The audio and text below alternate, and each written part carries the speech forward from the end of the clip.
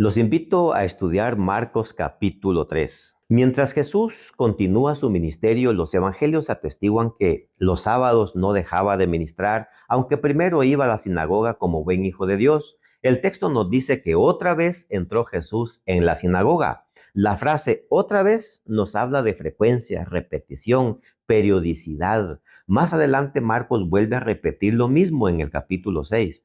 Pero el sábado no solo es para adorar, como dijimos ayer. Jesús preguntará, ¿es lícito en los días de reposo hacer bien o hacer mal, salvar la vida o quitarla? Pero ellos callaban, dice el verso 4. ¿Por qué callaban? Acá había un hombre con la mano paralizada.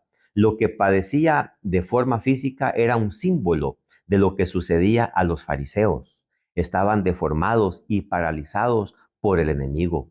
Cuando Jesús hizo la pregunta y ellos callaron es porque en cierto modo reconocían que sus reglas creadas alrededor del sábado eran incorrectas. De acuerdo con sus tradiciones del día de reposo, si tú te cortabas tu dedo, podrías detener el sangrado, pero no podías poner aceite en la cortada. Podrías detenerlo de que se pusiera peor, pero no se te permitía que lo hicieras mejor.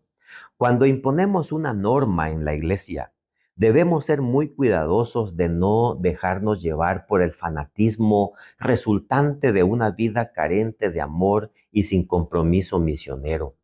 En los días de Cristo, el sábado había quedado tan pervertido que su observancia reflejaba el carácter de hombres egoístas y arbitrarios más bien que el carácter del amante Padre Celestial. Los rabinos representaban virtualmente a Dios como autor de leyes cuyo cumplimiento era imposible para los hombres. Inducían a la gente a considerar a Dios como un tirano y a pensar que la observancia del sábado que Él les exigía hacía a los hombres duros y crueles.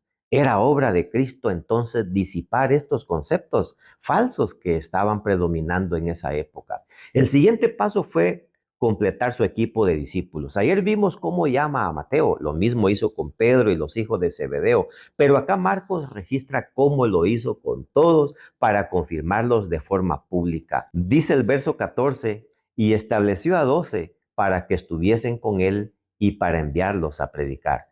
Notemos el orden acá en el versículo. Primero los llamó para que estuvieran con él, porque lo que un discípulo llegue a ser capaz de ser y hacer será con base al tiempo que haya pasado primero con Jesús. Y segundo, dice que los envió a cumplir la misión de predicar el evangelio como resultado de estar con él. No podemos estar con él solo para gozar de su presencia y bendición sin el compromiso que coloca él en nosotros. El primer impulso de una persona convertida es a compartir con otros el gozo de ser hijo de Dios. La mujer samaritana, por ejemplo, después de su conversión, lo primero que hizo fue ir a la ciudad a contar a los samaritanos lo que el Salvador había hecho con ella. El endemoniado gadareno no se quedó callado tampoco cuando fue sanado. Él se convirtió en el primer misionero en Decápolis, nos dice Lucas capítulo 8. A los ciegos sanados se les decía que no dijeran nada, pero su impulso natural fue contarlo a todas las personas de lo que Jesús había hecho con ellos.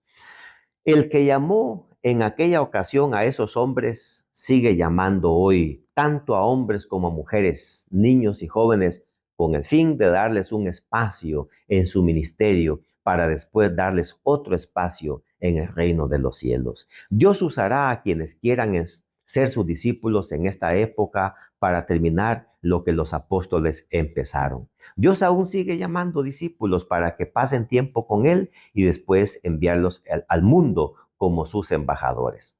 En la parte final, Marcos nos muestra a la madre y a los hermanos de Jesús buscándole para llevárselo a casa. Y como lo oyeron los suyos, vinieron para prenderle, porque decían está fuera de sí. Notemos la frase, venían para prenderle. Otra versión dice que venían a llevárselo por la fuerza, es decir, arrestarlo con la intención de gobernarlo y hacerlo entrar en razón. Según ellos, Jesús estaba fuera de sí. Otras versiones traducen, pensaban que se había vuelto loco. Es triste, pero al parecer a la familia de Jesús le costó entender también el papel que vino a cumplir Jesús. Según Juan, ni aun sus hermanos creían en él.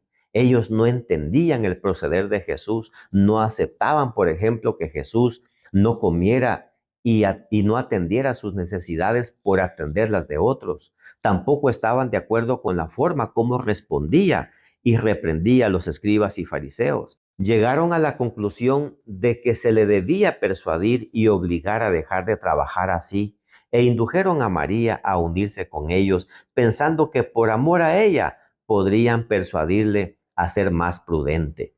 Marcos dice, vienen después sus hermanos y su madre, y estando fuera, enviaron a él llamándole. Notemos que no llegaron hasta donde él estaba.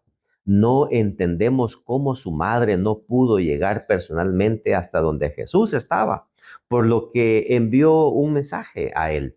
Pero Jesús, señalando a quienes le acompañaban, dijo, he aquí mi madre y mis hermanos, porque cualquiera que hiciere la voluntad de Dios, este es mi hermano y mi hermana y mi madre, dijo él.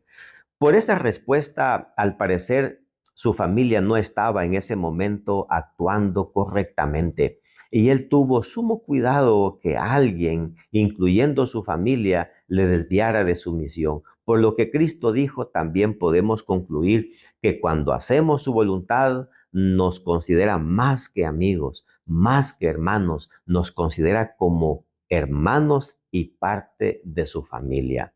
Alabado sea Dios por eso. Los fariseos, los saduceos, los escribas, los herodianos y ahora hasta su familia discutían con Cristo y no reconocían su naturaleza como hijo de Dios. Triste, porque los demonios sí los reconocieron como tal, pero a quienes vino a salvar lo llamaron sirviente de Satanás. Debieron los judíos darse cuenta de que estos demonios lo conocían desde el cielo. Pudieron razonar un poco y concluir que Jesús en verdad venía del cielo como les aseguraba. No hay peor cosa que negar lo que es evidente. ¿Reconoceremos que Jesús es en verdad nuestro Salvador? ¿O como los judíos vamos a ir huyendo de Él o persiguiéndolo? Esa es la decisión que hoy nosotros tenemos que tomar. Aceptemos a Jesús como nuestro Salvador, nuestro Redentor y el que muy pronto vendrá en las nubes de los cielos. Que Dios te bendiga.